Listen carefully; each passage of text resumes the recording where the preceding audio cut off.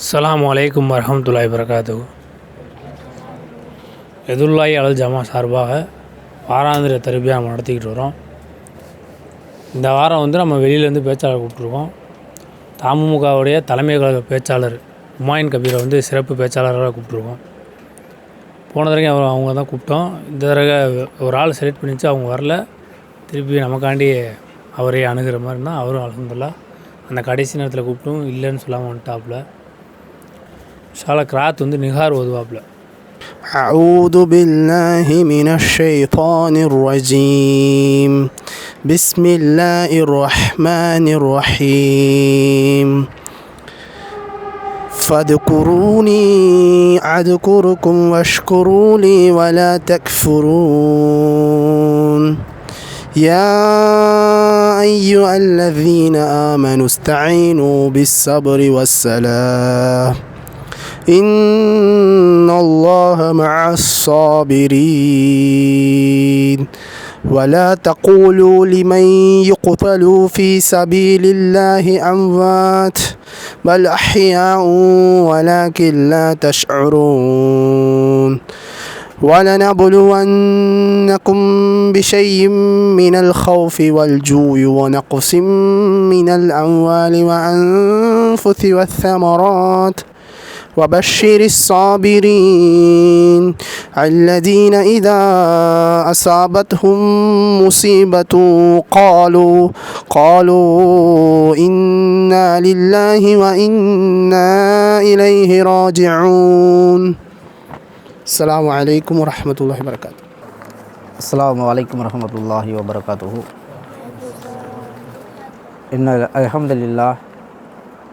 الحمد لله نحمده ونستعينه ونستغفره ونؤمن به ونتوكل عليه ومن شرور أنفسنا ومن سيئات أعمالنا من يهده الله فلا مضل له ومن يضلل فلا هادي له ونشهد أن لا إله إلا الله وأشهد أن محمدا عبده ورسوله أما بعد.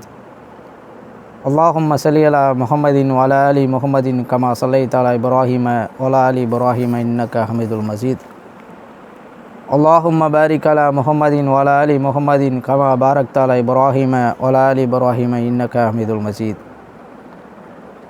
يا أيها الناس اتقوا ربكم الذي خلقكم من نفس واحدة وخلق منها زوجها وبث منهما رجالا كثيرا ونساء واتقوا الله الذي تساءلون به والأرحام إن الله كان عليكم رقيبا. ربي زدني علم وربي اشرح لي صدري ويسر لي أمري واحلل عقدة من لساني يفقهوا قولي. பல்லிஹு அன்னி அலா யா ரவாஹுல் புகாரி. அளவற்ற அருளாளனும் நிகரற்ற அன்புடையனுமாகிய அந்த ஏகவல்ல இறையவனை போற்றி புகழ்ந்தவனாய்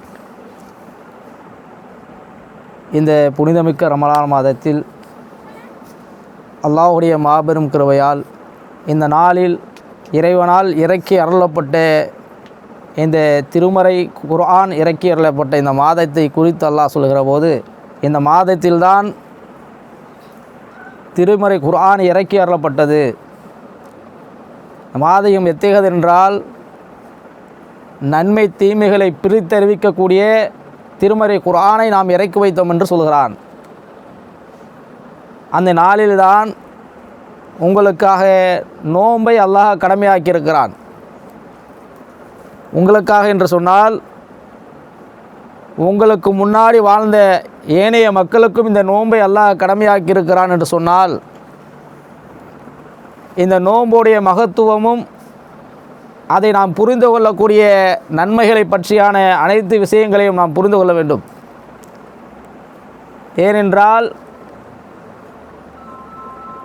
ஏதோ இஸ்லாமியர்களுக்கு மட்டும்தான் இந்த நோன்பு கடமையாக்கப்பட்டது என்று நாம் உணர்ந்து கொண்டிருக்கிறோம். அதுதான் உண்மை. ஏனால் முஸ்லீம் அல்லாதவர்களுக்கு நோன்பு கடமையாக்கப்பட்டது அல்ல. எல்லோரும் சொல்லுவார்கள், 11 மாதங்கள் நாம் செய்த பாவங்களை அழிப்பதற்காக இந்த நோன்பை அல்லாஹ் கொடுத்திருக்கிறான் என்று சொல்லுவார்கள். ஏனென்றால் நாம் நன்றாக சிந்திக்க வேண்டும் அன்பார்ந்த சகோதரர்களே. 11 மாதங்கள் நாம் செய்த தவறுக்காகவா இந்த நோன்பை அல்லாஹ் கொடுத்திருக்கிறான்? அப்படி அல்ல. 11 மாதங்களில் நாம் செய்த பாவங்களை சரி செய்வதற்காக இந்த நோன்பை அல்லாஹ் கடமையாக்கவில்லை. அப்படி அல்லாஹ் எந்த இடத்துலையுமே கூறலை. அல்லாஹ் எதற்காக இந்த நோன்பை கடமையாக்கினான் என்று சொன்னால், இந்த மார்க்கத்தில் திருமறை குர்ஆன் இறக்கி அருளப்பட்ட இந்த மாதத்தை குறித்து அல்லாஹ் சொல்வதற்காக இந்த நோன்பை கடமையாக்கி இருக்கிறான். வரக்கூடிய 11 மாதங்களில் நம்முடைய நன்மைகளை, நாம் செய்கிற பாவங்களை விட்டு நம்மை பரிசுத்தப்படுத்துவதற்காக இந்த நோன்பை அல்லாஹ் அருள் இருக்கிறான். நாம் நித்தம் இந்த திருமறை குர்ஆனை ஓதி அதன் மூலமாக நம்முடைய நன்மைகளை பெறுவதற்காக இந்த மாதத்தை நாம் அருள் இருக்கிறான் என்று சொன்னால், நாம் திருமறை குர்ஆனும் இந்த உலகத்திலே வாழ்கிற முஸ்லீம்களும் எந்த அடிப்படையில் அணுகுகிறார்கள் என்று நான் பார்ப்போமேயானால், திருமறை குர்ஆனை எடுத்து ஓதுகிறவருடைய எண்ணிக்கையை பார்த்தீர்கள் என்று சொன்னால் மிகவும் குறைவு. திருமறை குர்ஆன் இறக்கி அருளப்பட்ட இந்த மாதத்தில் கூட திருமறை குர்ஆனை ஓதாதவர்களுடைய எண்ணிக்கை மிக மிக குறைவு. எதற்காக அல்லாஹ் இந்த குர்ஆனை இறக்கி அருளினான்? அல்லாஹ் சொல்கிறான் திருமறை குர்ஆனிலே, இந்த குர்ஆனை நாம் மலையின் மீது இறக்கிய போது அந்த மலை அதை ஏற்றுக்கொள்வதற்கு தயங்கியது என்று அல்லாஹ் சொல்கிறான். மனிதன் இந்த திருமறை குர்ஆனை ஏற்றுக்கொண்டான், ஆனால் அவன் அந்த குர்ஆனை முழுமையாக தன்னுடைய வாழ்வில் பயன்படுத்தியிருக்கிறான் என்று பார்த்தால் இல்லை. தன் வாழ்வில் அதை உட்படுத்தி கொண்டிருக்கிறான் என்று பார்த்தால் இல்லை. தன் வாழ்வில் அதை நடைமுறைப்படுத்துகிறான் என்று பார்த்தால் இல்லவே இல்லை என்கிற ஒரு உண்மையான சான்றை தான் இந்த உலகத்திலே வாழ்கிற ஒட்டுமொத்த மனித இனமும் செய்து கொண்டிருக்கிறது. திருமறை குர்ஆன் முஸ்லிம்களுக்காக இறக்கி அருளப்பட்ட குர்ஆனா என்று கேள்வியை வைத்தோம் என்று சொன்னால், அல்லாஹ் சொல்கிறான் உலகம் முழுவதற்குமாக இந்த குர்ஆனை இறக்கி அருளோம் என்று அல்லாஹ் சொல்கிறான். இன்ஹுவா இல்லா திக்ருலில் ஆலமீன் என்று அல்லாஹ் சொல்கிற போது, இதுவே குர்ஆன் அனைத்துலக மக்களுக்கும் உரிய அறிவுரையாகும் என்று அல்லாஹ் சொல்கிறான். முஸ்லிம்களுக்கு மட்டுமல்ல, உலகத்தில் இருக்கிற அல்லாஹ்வால் படைக்கப்பட்ட மனிதர்கள் முழுமைக்கும் இந்த திருமறை குர்ஆன் ஒட்டுமொத்த மக்களுக்கும் இது அறிவுரை என்று அல்லாஹ் சொல்கிறான் என்று சொன்னால், நாம் இந்த திருமறை குர்ஆனில் எந்த அடிப்படையை நாம் அணுகி கொண்டிருக்கிறோம் என்பதை நாம் சிந்திக்க வேண்டும். அன்பிக்கினிய சகோதரிகளே, எதற்காக என்று சொன்னால், தன்னுடைய வாழ்வில் எந்த அளவிற்கு இந்த திருமறை குர்ஆனை எடுத்து படித்து அதன் அடிப்படையில் தன்னுடைய வாழ்க்கை அமைத்து கொண்டார்கள் என்று நபித்தோழர்களை பார்த்து நீங்கள் பார்த்தீர்கள், அவர் வரலாற்றை பார்த்தீர்கள் என்று சொன்னால், இப்னு மஸ்ஊத் ரலியல்லாஹுடைய வாழ்க்கை வரலாற்றை நீங்கள் சற்று படித்து பாருங்கள். அவருடைய வாழ்க்கை முழுவதுமாக அவர் எப்படி வாழ்ந்தார் என்று சொன்னால், அவர்களே சொல்கிறார்கள், நாங்கள் திருமறை குர்ஆன் இறக்கி அருளப்பட்டால் அதிலிருந்து 10 வசனங்களை நாங்கள் படிப்போம், உங்களுடைய வாழ்வில் நாங்கள் நடைமுறைப்படுத்துவோம். அந்த நடைமுறைப்படுத்திய பிறகு திரும்பவும் 10 அதை கொண்டு மக்களிடத்தில் நாங்கள் உபதேசம் செய்வோம். நாங்கள் படித்த வசனங்களை நாங்கள் மனனம் செய்த பிறகு எங்கள் வாழ்க்கையிலே நாங்கள் அதை அமைத்து கொண்ட பிறகு அதை கொண்டு மக்களுக்கு நாங்கள் உபதேசம் செய்வோம் என்று சொன்னால், நன்றாக சிந்தித்து கொள்ளுங்கள். தன்னுடைய வாழ்க்கையில் திருமறை குர்ஆனை அவர்கள் படிக்க வேண்டும். அபூ ஹுரைரா ரலியல்லாஹு அன்ஹு அவர்கள் வருகிறார்கள். அன்னை ஆயிஷா ரலியல்லாஹு இடத்திலே சென்று அன்னை ஆயிஷா ரலியல்லாஹு இடத்திலே கேட்கிறார்கள், திருமறை குர்ஆனும் அல்லாஹ்வுடைய தூதர் வாழ்க்கையில் எப்படி இருந்தது என்று கேட்கிறார்கள். அபூ ஹுரைராவே உங்களுக்கு தெரியாதா? அபூ ஹுரைராவே உங்களுக்கு தெரியாதா? அல்லாஹ்வுடைய தூதர் வாழ்க்கை முழுவதுமாக திருமறை குர்ஆன் என்று இருந்தது என்று சொல்கிறார்கள். அவர்கள் எப்படி அல்லாஹ்வுடைய தூதர் ஸல்லல்லாஹு அலைஹி வஸல்லம் வாழ்க்கை நெறிமுறைகளை எப்படி பின்பற்றுகிறார் என்று சொன்னால், திருமறை குர்ஆன் இறக்கி அருளப்படும் அந்த வார்த்தைகளை அல்லாஹ்வின் தூதர் ஸல்லல்லாஹு அலைஹி வஸல்லம் அவர்கள் மக்களிடத்தில் உபதேசம் செய்வார்கள். அந்த உபதேசத்திற்கு இறங்கியவர்களாக அந்த மக்கள் தன்னுடைய வாழ்க்கையை அர்ப்பணித்துக் கொள்வார்கள் என்று சொன்னால், நம்முடைய வாழ்க்கையில் எந்த அளவிற்கு நாம் திருமறை குர்ஆனை எடுத்து படித்திருக்கிறோம்? எத்தனை பேர் இங்கே இருக்கக்கூடிய நம்மவர்கள் திருமறை குர்ஆனை ஓதி இருக்கிறோம்? இந்த மாதத்தில் நீங்கள் இந்த வசனத்தை நீங்கள் ஓதினால், இந்த எழுத்தை நீங்கள் ஓதினால், இந்த வார்த்தையை நீங்கள் படித்தால் இத்தனை நன்மைகள் என்று இமாமுங்கள் பள்ளிவாசலில் மேடைதோறும் ஜிம்மா மேடைதோறும் பயான்கள் வழியாக உங்களுக்கு எத்தனையோ முறை உபதேசம் செய்திருக்கிறார்கள். ஆனால் எத்தனை முறை நம்ம வாழ்க்கையில் நாம் படித்திருக்கிறோம் திருமறை குர்ஆனை? நம்ம வாழ்க்கையில் எத்தனை முறை அதை செயல்படுத்தியிருக்கிறோம் என்பதை நீங்கள் சிந்திக்க வேண்டும். அன்பார்ந்த சகோதரர்களே, எதற்காக அல்லாஹ் இறக்கி அருளினான்? நபியே நீர் கூறுவீராக அல்லாஹ் சொல்கிறான், இந்த குர்ஆன் எனக்கு வஹி மூலம் அருளப்பட்டது. எதற்காகவெனில் உங்களையும் இன்னும் யாரெல்லாம் இதை எட்டுகிறோதோ அவர்களையும் இதன் மூலம் நான் எச்சரிக்கை செய்வதற்காக என்று அல்லாஹ் தன்னுடைய திருமறையிலே 6வது அத்தியாயத்தினுடைய 19வது வசனத்தில் சொல்கிறான்.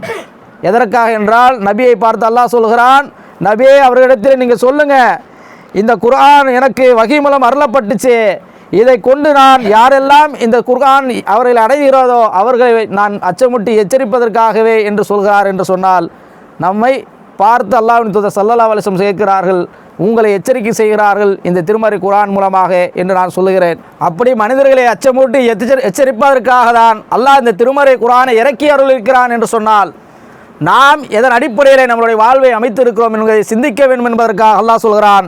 நிச்சயமாக குர்ஆன் நன்கு நினைவுபடுத்தி கொள்வதற்காகவே இந்த திருமறை குர்ஆனை அரபி மூலம் நாம் இறக்கி அருளிருக்கிறோம் என்று சொல்கிறான். இந்த குர்ஆனை இந்த மொழியில் இறக்கியிருக்கிறான் என்று சொன்னால், இந்த அரபியில் இறக்கியிருக்கு. நம்மவர்களே நிறையா பேர் சொல்லுவாங்க, அரபியில் இறக்கிறதுனால நான் எனக்கு படிக்க முடியல, அந்த அரபி லாங்குவேஜ் எனக்கு தெரியல, நான் எப்படி அரபியை நான் அணுக முடியும் என்று சொல்லுகிறவர்களுக்கு அல்லாஹ் சொல்கிறான். 54வது அத்தியாயத்தினுடைய 32வது வசனத்தில் அல்லாஹ் பேசுகிறான். நிச்சயமாக இக்குர்ஆன் நன்கு நினைவெடுத்து கொள்ளும் பொருட்டாக எளிதாக்கி வைத்திருக்கிறோம். எனவே இதிலிருந்து நல்லுணர்வு பெறுவோர் உண்டா என்று அல்லாஹ் கேட்கிறான் என்று சொன்னால், நம்மவர்களே இந்த குர்ஆனை படித்து நாம் எத்தனை பேர் நல்லுணர்வு பெற்றிருக்கிறோம் என்பதை சிந்திக்க வேண்டும். அன்பார்ந்தவர்களே, அல்லாஹ் சொல்கிறான், இந்த குர்ஆனை நீங்கள் ஆராய்வு செய்ய மாட்டீர்களா? இதில் ஆராய்வு செய்வதற்கு நிறைய சான்றுகள் இருக்கின்ற சொல்கிறான் என்று சொன்னால், இந்த குர்ஆனை எத்தனையோ அவர்கள் ஆராய்ச்சி செய்கிறார்கள். அது மூலமாக எத்தனையோ அறிவியல் ஆராய்ச்சி மூலமாக எத்தனையோ அவர்கள் இஸ்லாத்தை அவர்கள் முன்னோதாரமாக கொண்டு இஸ்லாத்தை தன்னுடைய வாழ்வின் நெறியாக கொண்டு திருமறை குர்ஆனை இறைவனுடைய வேதம் என்று சொல்லி இஸ்லாத்திற்குள் நுழைபவர் எத்தனையோ பேர் இருக்கிறார்கள். அல்லாஹ் ஒரு வசனத்தை வச்சிருக்கிறான் திருமறை குர்ஆனில், மிக நுட்பமான ஒரு வசனம். இதையே ஒரு அறிவியல் ஆராய்ச்சியாளர் ஆய்வு செய்கிறார்கள். அந்த வசனத்தை குறித்து இது என்னடா இவ்வளோ சின்ன வசனமாக இருக்க, இதில் என்ன அறிவியல் ஆராய்ச்சி இருக்குன்னு என்று நாம் சிந்திக்கக்கூடிய கற்பனைக்கு எட்டாத ஒரு வசனம். அந்த வசனத்தை நீங்கள் உற்று நோக்கினால் அல்லாஹ் சொல்கிறான், குளிர்ந்த காற்றுகள் அனுப்பி மேகங்களை கருத்த மேகங்களை ஓட்டி நாம் மலை அந்த ஒரு பகுதிக்கு சென்று போய் அந்த மலை பொழிய செய்கிறோம். குளிர்ந்த காற்று அல்லாஹ் அனுப்புகிறானா, அந்த கருமேகங்களை அல்லாஹ் ஓட்டி செல்கிறான், மலையை ஒரு இடத்துல பொழிய வைக்கிறான். அந்த மலை பொழித உடனே அங்கே அந்த வறண்ட நிலங்களிலிருந்து எப்படி புல்பூண்டுகள் முளைப்பிக்கிறதோ அதே போன்று நாளை மறுமையில் நான் மனிதரை உற்பத்தி அதே போன்று நாம் எழுப்புவோம் என்று அல்லாஹ் திருமறை குர்ஆனில் பேசுகிறான். இதை ஒரு அறிவியல் ஆராய்ச்சி ஆளர் அவரை எடுத்து அதை ஆய்வு செய்கிறார்கள். ஆய்வு செய்தன விளைவு என்ன தெரியுமா? அந்த திருமறை குர்ஆனை ஆய்வு செய்கிறார், ஏதோடு உற்பத்தி பார்க்கிறார் என்று சொன்னால், மனிதனுடைய உடம்பிலிருந்து அவனுடைய உள்வாள் எலும்பு என்று சொல்வார்கள். அந்த உள்வாள் எலும்பில் ஒரு பருப்பு உலகத்தில் தான் இருக்கும். ஒரு பருப்பு நம்ம வீட்டில் சமைக்கிற பருப்பு இருக்குல்ல, அந்த அளவுக்கு தான் அந்த உள்வாள் எலும்பில் இருக்கக்கூடிய ஒரு பகுதி இருக்கும். அந்த பகுதியை கொண்டு இந்த உலகத்திலே இருக்கிற எவ்வளவு வெப்பத்தை கொண்டோ திரவங்களை கொண்டோ அதை எரிக்க முற்பட்டாலும் அதை சாம்பலாக்க முற்பட்டாலும் அதை முழுமையாக அதை கரைக்கவே முடியாது என்று சொல்கிறார்கள். அறிவியல் ஆராய்ச்சியாளர்கள் சொல்கிறார்கள், அதை ஒருபோதும் அதை சுட்டெரிக்க முடியாது, அதை சாம்பலாக்க முடியாது, அதை அழிக்க முடியாது என்று சொல்கிறார்கள். என்று சொன்னால், இந்த உலகத்தில் படைக்கப்பட்ட முதல் மனிதனிலிருந்து இறுதியாக இந்த உலகத்தில் யார் படைக்கப்படுகிறார்களோ அவர்கள் முதற்கொண்டு அல்லாஹ் இந்த பூமியில இருந்து எப்படி எழுப்புவான் என்கிற அந்த அத்தியாயத்தை கொண்டு அவர் அறிவியல் ஆராய்ச்சியாளர் ஆய்வு செய்கிறார். இறுதி அவர் அஷ்ஹது அல்லா இலாஹ இல்லல்லாஹ் வ அஷ்ஹது அன்ன முஹம்மது ரசூலுல்லாஹ் என்ற கலிமாவை தன்னுடைய வாழ்வில் நெறியாக்கி கொண்டார் என்று சொன்னால், அந்த வசனத்தின் மூலமாக அல்லாஹ் என்ன சொல்கிறான் என்று சொன்னால், இந்த உலகத்தில் இருக்கக்கூடிய எல்லா மனிதரும் அழிக்கப்பட்டு விடுவார்கள். ஒரு நாள் எல்லோருக்கும் மரணம் வரும். இந்த உலகத்தில் மிகப்பெரிய நான் தான் அரசியல் இந்த உலகத்தையே நான் கட்டி காப்பாற்றுகிறேன் என்று சொல்கிறவராக இருந்தாலும் சரி, அடக்கி ஆளுகிறவராக இருந்தாலும் சரி, ஏகாதிபத்திய அமெரிக்காவின் அதிபராக இருந்தாலும் சரி, இந்த உலகத்தை யாராக இருந்தாலும் இந்த உலகத்திலே கொல்லப்படுவார்கள், அவர்கள் மரணிக்கப்படுவார்கள். அப்படி மரணிக்கப்படுபவர்களுடைய நிலைகள் நாளை மறுமையிலே மண்ணோடு மண்ணாக மக்கி போனவரை அல்லாஹ் எப்படி எழுப்புகிறான் என்று அந்த வசனத்து மூலமாக மிக நுட்பமாக அல்லாஹ் பேசுகிறான் என்று சொன்னால், அந்த வசனத்தை அல்லாஹ் ஏன் நம்ம படிக்க மாட்டோம், ஏன் நம்ம படிக்காமல் இருக்கிறோம்? அல்லாஹ் உங்களை நீங்கள் இந்த குர்ஆனை ஆய்வு செய்ய மாட்டீர்களான்னு அல்லாஹ் கேட்கிறான்ல, உங்களை உள்ளங்களை எதை பூட்டு போட்டு இருக்கிறான் அல்லாஹ் கேட்குறான். அப்படிப்பட்ட இந்த திருமறை குர்ஆனை நாம் ஏன் ஆய்வு செய்யக்கூடாது? யாரோ ஆய்வு செய்கிறார்கள், அந்த ஆய்வின் முடிவில் இஸ்லாத்தை தழுவுகிறார்கள், தன்னுடைய வாழ்வில் நெறியாக வாழ்வில் மார்க்கமாக இஸ்லாத்தை ஏற்றுக்கொள்கிறார்கள் என்று சொன்னால், நம்மவர்கள் ஏன் இந்த இஸ்லாத்தை பரப்புவதில்லை, இந்த திருமறை குர்ஆனை படிப்பதில்லை, அதன் மூலமாக நம்முடைய வாழ்க்கையை நாம் சரிப்படுத்திக் கொள்வதில்லை? இதன் மூலமாக எத்தனையோ அறிவியல் ஆராய்ச்சியாளர்கள் கருவில் இருக்கிற சிசுவை கொண்டு ஆய்வு செய்கிறார்கள். மலைகள் இந்த பூமியிலே முளைகளாக நட்டு வைக்கப்பட்டிருக்கிற என்று அல்லாஹ் திருமறையில் பேசுகிறான். அப்படி அல்லாஹ் தன்னுடைய திருமறையில் பேசுகிற போது இந்த மனிதர்களுக்கு பல அத்தாட்சிகளை அல்லாஹ் சொல்கிறான். இந்த திருமறை குர்ஆன் மூலமாக பல உபதேசங்களை இந்த மனித சமூகத்திற்கு எட்டி வைக்கிறான் என்று சொன்னால், எச்சரிக்கிறான் என்று சொன்னால், நாம் இந்த திருமறை குர்ஆனில் நம்மளுடைய வாழ்க்கையில் எந்த அளவிற்கு படித்திருக்கிறோம், அதன் வாழ்வின் நெறியாக நாம் எந்த அளவுக்கு பின்பற்றிருக்கிறோம் என்பதை நாம் சற்று சிந்திக்க வேண்டும். ஏனென்று சொன்னால், இந்த திருமறை குர்ஆன் இறக்கி அருளப்பட்ட மாதம் இந்த மாதம் 1000 மாதங்களை விட சிறந்த ஒரு இரவை அல்லாஹ் ஏற்படுத்தி இந்த மாதத்தில் தான் திருமறை குர்ஆன் இறக்கி அருளப்பட்டது என்று சொன்னால், நாம் யாரெல்லாம் இந்த திருமறை குர்ஆனை அதிகமாக ஓதியிருக்கிறோம்? இங்கே உள்ளவர்கள் எத்தனை பேர் திருமறை குர்ஆனை ஓதியிருக்கீங்க? கை தூக்குங்க. இந்த மாதத்தில் அல்லாஹ்வுடைய வேதத்தை எத்தனை பேருக்கு ஓதியிருக்கிறோம்?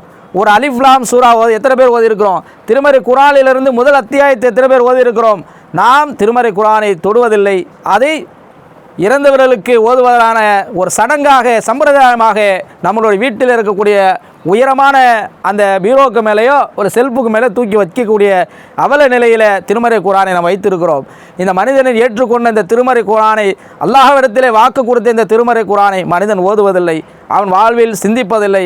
அவன் இந்த நிலையில் இருந்தான் என்று சொன்னால், அல்லாஹ்வின் தூதர் ஸல்லல்லாஹு அலைஹி வஸல்லம் சொல்கிறார்கள், நன்றாக சிந்தித்து கொள்ளுங்கள்.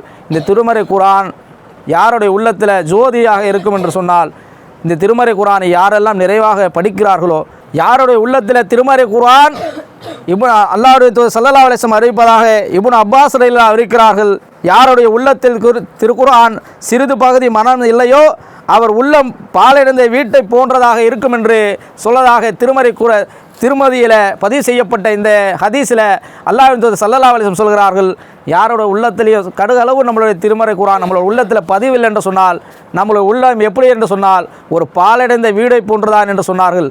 அல்லாஹ்வின் தூதர் ஸல்லல்லாஹு அலைஹி வஸல்லம் அவர்களிடத்தில் ஒரு யூதன் வருகிறான். யூதன் வந்து, அல்லாஹ்வின் தூதரே, எங்களுக்கும் தொழுகை கடமையாக்கப்பட்டது, எங்களுக்கும் வேதங்கள் கொடுக்கப்பட்டது, நாங்கள் தொழுகையை நிலைநிறுத்தினால் எங்களிடத்தில் எந்த ஒரு சிந்தனையும் எங்களுக்கு இருக்காது அப்படி என்று அல்லாஹ்வின் தூதர் ஸல்லல்லாஹு அலைஹி வஸல்லம் எடுத்து சொல்கிறான். அப்போ அல்லாஹ்வின் தூதர் ஸல்லல்லாஹு அலைஹி வஸல்லம் கூப்பிட்றாங்க, அபூபக்கர் ரலியல்லாஹு கூப்பிட்டு, அபூபக்கரே, இந்த யூதருக்கு நீங்கள் பதில் அளியுங்கள் என்று சொல்கிறார்கள். அந்த யூதரிடத்திலே சொல்கிறார்கள், அல்லாஹ்வின் தூதர் ஸல்லல்லாஹு அலைஹி வஸல்லம் அந்த அபூபக்கர் ரலியல்லாஹு சொல்கிறார்கள், யூதரை கூப்பிட்டு சொல்கிறார்கள், 2 வீட்டை காட்டி, ஒரு வீட்டில் வைரம் உள்ளது, ஒரு வீடு பாலடைந்த நிலையில் இருட்டாக இருக்கக்கூடிய அந்த வீடு இருக்கிற ஒரு திருடன் வந்தால் இந்த 2 வீட்டில் எந்த வீட்டுக்கு போய் அந்த திருடன் போவான் என்று சொல்லும்போது அந்த யூதன் சொல்கிறார், பாலடைந்த வீட்டுக்கு அந்த திருடன் போய் என்ன புண்ணியம் இருக்குது? பாலடைந்த வீட்டில் அந்த திருடன் போய் எதையும் எடுக்க முடியாது. பாலடைந்த வீட்டில் என்ன இருக்கும்? பூச்சிகளும் பாம்பும் தேலுமாக தான் அது குமிந்து இருக்கக்கூடிய அந்த வீட்டுக்குள்ளே போவான திருடன் இல்லைன்னு சொல்கிறார் யூதர். அப்போ எந்த வீட்டுக்கு போவார்? வைரம் நிறைந்த அந்த வீட்டுக்கு போவார். ஏனென்று சொன்னால் வைரம் நிறைந்த நீ வீட்டுக்கு போனாதான் அந்த வைரத்தை கொள்ளையடித்து செல்ல முடியும் என்ற சூழ்நிலையில் தான் அந்த யூதருக்கு விளக்கம் அளிக்கிறார்கள். வைரம் நிறைந்த வீட்டுக்கு போனாதான் திருடன் அந்த வீட்டில் இருக்கிற வைரத்தை எடுத்துகிட்டு போவான். அது மாதிரி ஈமானுடைய உள்ளம் இருக்கிற முஸ்லிம்களுடைய உள்ளத்தில் தான் சைத்தான் அவனுடைய வேலைகளை செய்வான். அவன் அந்த மனிதர்களை படிக்க விட மாட்டான், நன்மையான காரியங்களை செய்ய விட மாட்டான். இது போன்ற சூழ்நிலைகளை அவர்கள் மாயவலைப்படுத்துவான். இப்படி நடக்கக்கூடிய அந்த ஹதீஸை எடுத்து சொல்கிற போது சொல்கிறார்கள், அவன் பாலடைந்த வீட்டுக்கு போனால் ஒன்றுமே இருக்காது, அதனால தான் வைரம் நிறைந்த வீட்டுக்கு போகிறான்ல, அது மாதிரி தான் ஈமான் உள்ளவர்களே தான் சைத்தான் வழிகெடுப்பான். அது போன்ற காரியங்களில் சைத்தான் எந்த அளவுக்கு மதிநுட்பமாக முஸ்லிம்களை தடை செய்கிறான் என்று சொன்னால், நம்முடைய வாழ்க்கையை நன்றாக சிந்தித்துக் கொள்ளுங்கள். நீங்கள் குர்ஆனை படியுங்கள், படிக்காமல் இருக்காதீங்க. ஏன்னா படிப்பு தான் மிகப்பெரிய ஒரு ஆணித்தரமாக பலமுறை நாங்கள் இங்கே வந்து சொல்லியிருக்கிறோம். படிப்பு மிக மிக அவசியம். எந்த அளவுக்கு திருமறை குர்ஆனை நீங்கள் படிக்கிறீங்களோ தன்னுடைய வாழ்க்கையை நீங்கள் அதை அமைத்து கொள்ளக்கூடிய ஒரு வாய்ப்பை அல்லாஹ் இறைவன் உங்களுக்கு எனக்கு தந்தருள் பெறுவானாக. வாஹரதவனா அல்ஹம்துலில்லாஹி ரப்பில் ஆலமீன். அஸ்ஸலாமு அலைக்கும் வரஹ்மத்துல்லாஹி வபரகாத்துஹு. அஸ்ஸலாமு அலைக்கும் வரஹ்மத்துல்லாஹி வபரகாத்துஹு. எல்லா மாதத்துலேயுமே பொடுபோக்குத்தனமாக இருப்போம். ஆனால் ரமலானுடைய மாதத்தில் மட்டும் கொஞ்சம் அல்லாஹ் மேலே அச்சம் கொள்ளும். உண்மை தானே? அந்த மாதத்தில் கொஞ்சம் நம்ம அல்லாஹ் மேலே அச்சம் கொள்வோம். செய்யாத ஒரு சில விஷயங்கள் கூட ஒரு சில அமல்கள் கூட அந்த மாதத்தில் நம்ம அந்த அமல்களை செய்வோம் இன்ஷா அல்லாஹ். அப்படி கிடைக்கக்கூடிய இந்த மாதத்தில் இந்த மாதிரி நேரத்தில் கூட நம்ம வந்து அந்த அமல்கள் ஒரு சில அமல்களை விட்டு வெறுமனமே இருந்துடாமல் குர்ஆனை வந்து மனனம் செய்யக்கூடிய அல்லாஹ் தஆலா அது ஒரு பொக்கிஷம் மாதிரி. அது எல்லாத்துக்குமே அந்த பாக்கியம் கிடைக்காது. நான் விரும்பியவருக்கு தான் நான் இல்மையும் அறிவையும் தான் அல்லாஹ் தஆலா சொல்கிறான், நான் விரும்பியவருக்கு தான் அறிவையும் ஆற்றலையும் கல்வியையும் அறிவையும் தருவேன் அப்படிங்கிறான். அதுபோல் அல்லாஹ் நேசிக்கக்கூடிய நபர்களை வந்து வறுத்து எடுத்துருவான், பிரித்து எடுத்துருவான். அதே போல் அவன் கைவிட்ட நபர்கள் வந்து இந்த ரமலான் மாதத்துலேயுமே பிரயோஜனம் இல்லாமல் ஆக்கிடுவாங்க. பிரயோஜனமான இந்த மாதத்தில் கூட வீணான மாதமாக எப்படி மிச்சம் 11 மாதம் இருக்குதோ அதே மாதமாகவும் இதையும் ஆக்கிடுவாங்க. அவங்களுக்கு எல்லா நாட்களும் ஒன்றா போயிடும். வெறுமனமே வந்துக்கிட்டு நோன்பு வச்சுட்டு தொழுலாட்டி நாய் பட்டினி கிடக்கிற மாதிரி கிடக்குறாங்க அப்படின்னு சொல்கிறாங்களே அப்படின்ட்டு வெறுமனமே தொழுதுட்டு தொழுவையை முடிச்சிட்டோம், அவ்வளோதான். 5 நோன்பு, ஃபஜரு, லுஹரு, அசரு, மகரிபு. இதுலேயும் ஒரு சில என்ன எப்படி வர்ணிக்கிறதுன்னு தெரில, அவர்களை ஃபஜர் தொழுவ மாட்டாங்க, தூங்கிடுவாங்க போய். அந்த மாதிரி இல்லாமல் அல்லாஹ்வுடைய நடத்தில் நீங்கள் நோன்பு வைக்கிறீங்க, அந்த நோன்பை வந்து பயனுள்ள நோன்பாக மாற்றுங்க. இந்த மாதத்தில் நீங்கள் குரானை எடுக்கலை அப்படின்னா வேறு எந்த மாதத்துலேயும் எடுக்க மாட்டீங்க. நல்லா யோசிச்சு பாருங்கள். இந்த மாதத்தில் குரானை தொடாதவன் வேறு எந்த மாதத்துலேயுமே குரான் எடுக்க மாட்டான். உண்மைதானே? ஒருத்தன் வந்து அவன் பள்ளி பருவத்தில் படிக்கும்போது மட்டும்தான் அந்த புஸ்தகத்தை தொடுவான். 1ஆம் வகுப்பு படிக்கிறான் அப்படின்னா அந்த 1ஆம் வகுப்பு படிக்கும்போது தான் அந்த புஸ்தகத்தை படிப்பான். 10வது பப்ளிக் எக்ஸாம் படிக்கும்போது தான் அந்த 10வது அந்த புஸ்தகத்தை எடுப்பான். இது அவங்களுக்கு அதுக்கு அங்கிட்ட அதை எடுக்க மாட்டான். அதுக்கு அங்கிட்ட அவன் காலேஜ் போகும்போது இதை எடுப்பானா எடுக்க மாட்டான். அது அந்த நேரத்துக்கான இது அதுங்குவாங்க. அதுபோல் அதில் கொஞ்சம் மாற்றமாகும் இது. அப்படி அல்லாஹ்வுத்தாலா இறக்கப்பட்ட அந்த அல்லாஹ்வுடைய இந்த குரான் இருக்குதே இந்த மாதத்தில் தான் இறக்கப்பட்டிருக்கு. இந்த மாதத்தை வந்து நபிசாசம் வந்து அது வர்ணிக்கிறாங்க, ஒவ்வொரு வகையில் வர்ணிக்கிறாங்க. அதுபோல் அப்படிப்பட்ட இந்த மாதத்தில் நம்ம அந்த குரானை எடுக்கலை, ஓதலை, கொள்ளலை அப்படின்னா மிச்சம் உள்ள 11 மாதமும் நம்ம எடுக்க மாட்டோம், 11 மாதமும் நம்ம ஓத மாட்டோம். உங்களுக்கு தயக்கமாக இருக்கலாம். இந்த நமக்கு குரான் ஓத தெரியாமல் கூட ஒரு சில பேர் இருக்கலாம். தயக்கத்தில் ஓத தெரியாமல் கூட இருக்கலாம். தெரியலை அப்படின்னா தெரியறதுக்கு கற்றுக்கிறதுக்கு முன் வரணும்.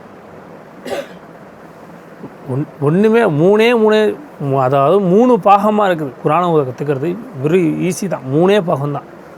அலிஃபு பே, அலிஃபு அந்த சாப்பிட்டு வரும், அலி பே தேசுன்னு அந்த சாப்பிட்டு வரும்.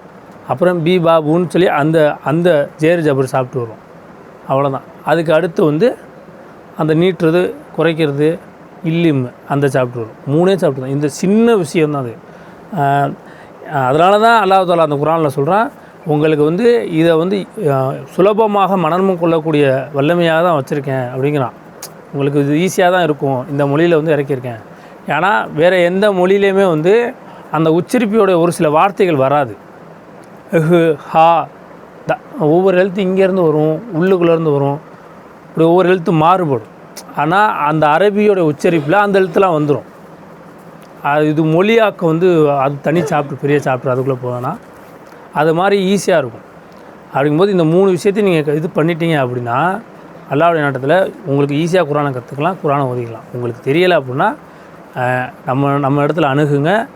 நீங்கள் சங்கூஜமே படக்கூடாது. எப்போயுமே வந்து ஒரு விஷயத்தை கற்றுக்கிறதுக்கு சங்கூஜமே படக்கூடாது. நம்ம இவ்வளோ பெரிய ஆள் ஆகிட்டோமே, நம்ம பெரிய வயசு பயல் ஆகிட்டோமே, நமக்கு குரான் ஓத தெரியாமல் இருக்கிறோமே, நம்மளை போய் நம்ம கேட்டால் இவ்வளோ வயசு வரைக்கும் உனக்கு குரான் ஓத தெரியாமல் இருந்தியா அப்படி இப்படின்லாம் சொல்லி சத்தாய்ப்பாங்களா அப்படிங்கிற மனநிலைமையில் இருக்காங்க. ஏன்னா அதெல்லாம் முன்கூட்டியே போட்டு தருவான். 11 மாதமும் உனக்கு அதுதான் வேலை. சைத்தானுக்கு என்ன வேலை அப்படின்னா அதுதான் வேலை. 11 மாதமும் என்ன பண்ணியிருப்பான், ஃபுல்லாக வேலை பார்த்துருவான். 11 மாதமும் மாங்கு வேலை பார்த்துருவான். எதுக்காண்டி? இந்த ஒரு மாதத்தில் உன்னுடைய நப்ஸு தான் போராடும். 11 மாதம் சைத்தான் உன்கிட்ட போராடுவான். 12வது மாதம் ரமலானுடைய மாதத்தில் நப்ஸு தான் போராடும். அந்த நப்ஸை தான் உருவாக்கி விட்டு போயிடுவாங்க. அப்போ அதை நம்ம வந்து அந்த இடத்துக்கு அவனுக்கு நப்ஸுக்கு இடம் கொடுக்காம நம்ம என்ன பண்ணணும், வந்து கேட்டுருங்க. இன்ஷா அல்லாஹ் நமக்கு அதுக்கான நம்ம ஆளுங்க வச்சுருக்குறோம். உங்களுக்கு ஓத குடிக்க சொல்லி கொடுக்குறதுக்குலாம் ஆள் இருக்குது. சரிங்களா? இன்ஷா அல்லாஹ் தஆலா எதை கேட்டோமோ எதை படைத்தோமோ அதன் பிரகாரம் அமல் செய்து அல்லாஹ் தஆலா உயர்தரமான சொர்க்கத்தில் நம்மளை சேர்க்கக்கூடிய தௌஃபீக்கு தருவாங்க. அஃப்ரா வந்து ஃபர்ஹான் வந்து ஓதுவாங்க. சுப்ஹானல்லாஹி வஹம்திஹி சுப்ஹானக அல்லாஹும்ம வ பிஹம்திக வ நஷ்ஹது அன் லா இலாஹா இல்லா அன்த أستغفرك ونتوب إليه سبحان ربك رب العزة عما يصفون وسلام على المرسلين والحمد لله رب العالمين.